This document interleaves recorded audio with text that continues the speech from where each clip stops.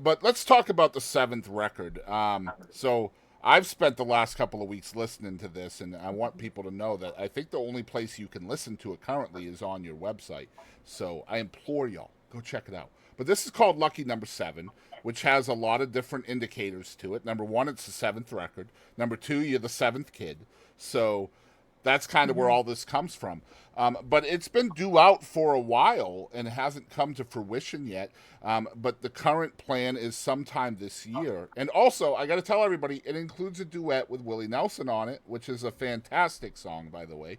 When can we expect this to be out for everybody to listen to? Asking myself the same question, Chris. Okay, so this shows you I really am independent Mm-hmm. because in 2020, I separated from my ex husband and we divorced in February of 2021.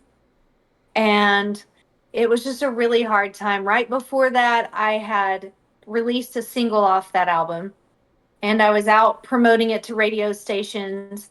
My daughters were on the road with me, and I had two engines and a transmission go out in my vehicles because and I do keep track and keep up with my vehicles. Okay, it I wasn't that, it remember. was I just remember all of this too. It was a horrible yeah. time for you. I remember all of this. Yeah, it was. And so it was awful. So that all happened. And I thought, okay, maybe this is God's way of saying, hey, let's put this record on hold. So I did. I got through my divorce.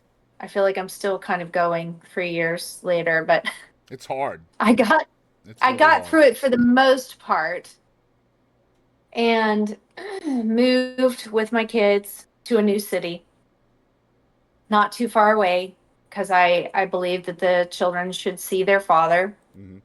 I don't believe in, they need to see their dad, right? Mm-hmm. So I didn't move too far away, but I moved to a school that I thought was really good. They have great academics, great sports, all that. So um, once that happened, I had some other things kind of hit that were, it was really hard. It's hard. The hardest thing I've ever had to do is leave somebody when I love them. That's hard. That's a country song right there. It is. And Mm-hmm. I've written several. Yeah. They're not out, but when someone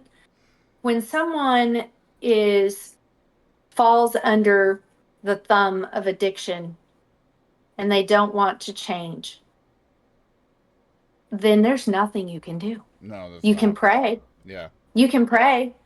You can have an intervention with family and friends, and we did. But if Mm-hmm. somebody doesn't want to change, you cannot change them. Mm-hmm. And I think that was a really hard lesson for me because I'm a competitor. I Yep. have to control the situation. Let's go. Let's get it together. We have to do this now. We're going over here. Mm-hmm. And so for me to have to go, well, there's nothing I can do. I just prayed about it and prayed about it. And I was like, God, this one's on you. It's on you. And there was a breaking point. There was an incident. And I said, that's it. That was my sign. That was my sign. And I was like, I'm done. And so I packed up the kids and I left. And it's it's been really hard. Would I go back?